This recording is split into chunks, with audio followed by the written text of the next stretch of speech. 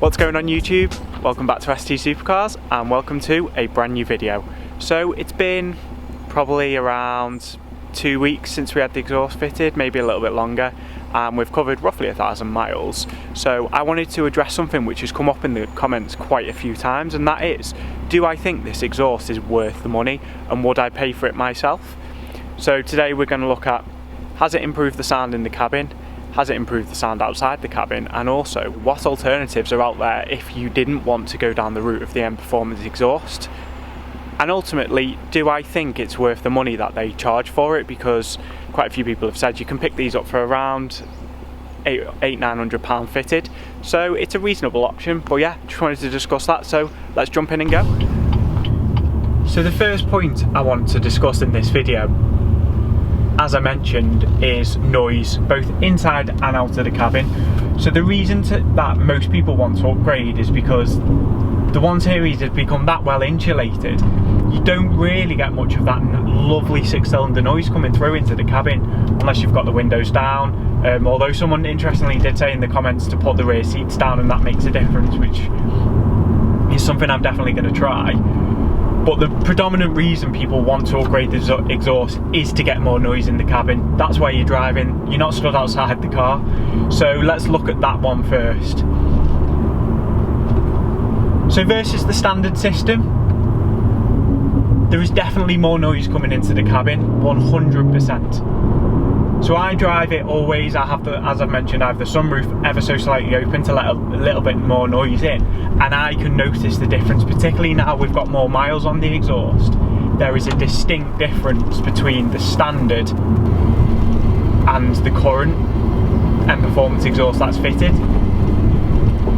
Even in comfort, that noise is noticeable. So what I'll do now is I've done a few couple runs in comfort mode, and I'll just put them in so you can kind of gauge just how loud it is versus sport. So I'll do a comfort run and then a sport run, both in the same gear, both at the similar speed, so you can kind of see the main differences between the two, because in terms of volume, I don't actually think there is that much anymore.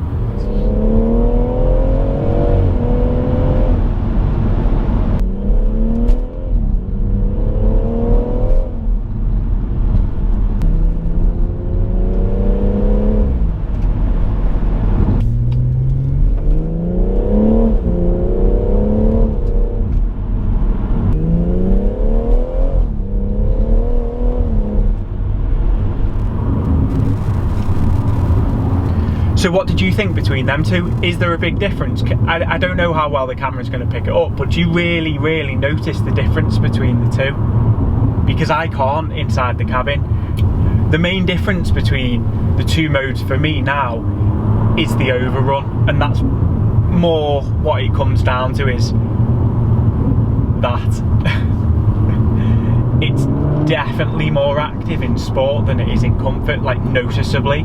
However, I have noticed when it gets hot, you do get a couple of burbles on downshifts in comfort as well. So it's obviously nowhere near as active as it is in sport, but you do get some level of overrun,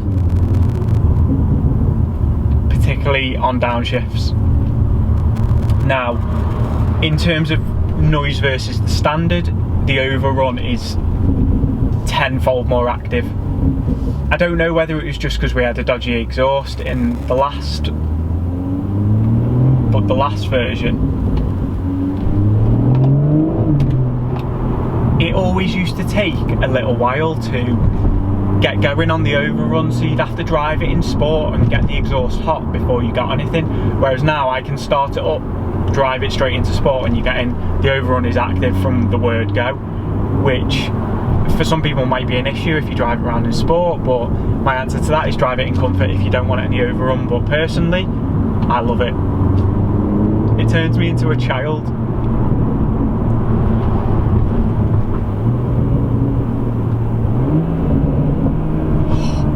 It sounds good though.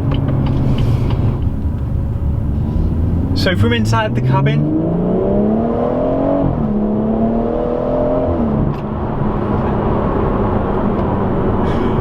sorry. So from inside the cabin, the overrun is noticeably more active. You can hear it a lot more. So from that point of view, there is a definite improvement from the stock exhaust system. So if you like a more active overrun, then you're going to get that from this M Performance exhaust. You're going to get a lot more pops and crackles and bangs. I've noticed now as well, I never really used to get that many like proper cracks from the exhaust, whereas now, particularly on aggressive upshifts, I do. So again, for me that's another bonus.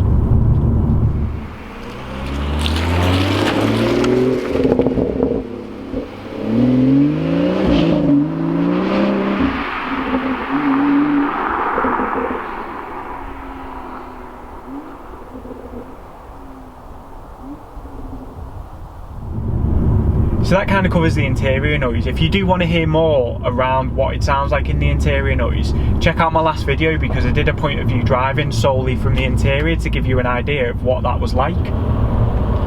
That brings us on to the exterior noise. What's it like from the outside? I know this isn't massively important because we all drive from the inside of the car, but I always think it's nice to know what it sounds like from the outside of the car. So I did a couple of flybys in that very first video, and luckily I've recruited a little bit of help this time round, and I am actually going to do some more.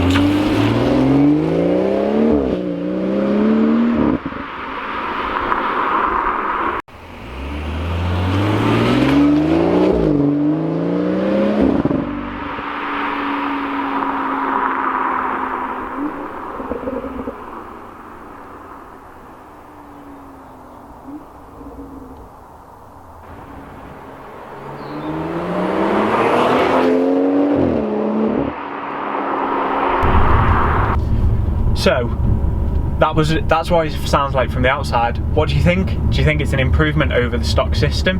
I know obviously I mentioned you don't spend a lot of time outside, but I'd be really interested to know what you think. So that leads us on to the next point, which is design of the exhaust itself.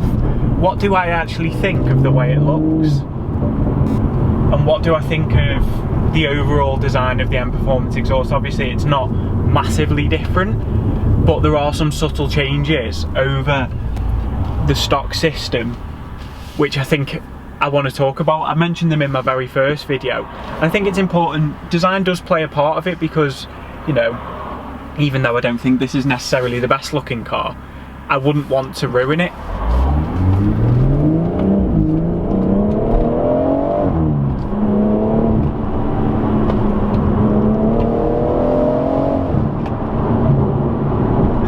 Oh man, I love this car.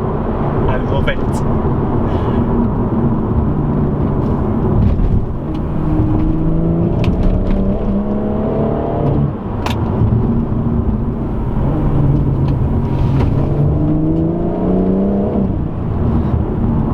Even on these greasy roads, it's still so much fun. It really is so much fun.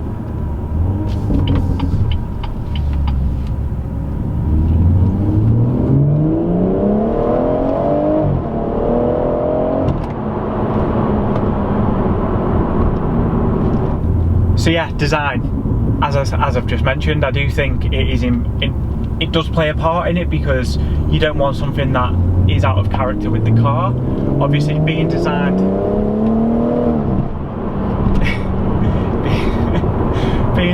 by the M department for BMW specifically, you'd imagine they'll have considered design when they were doing it.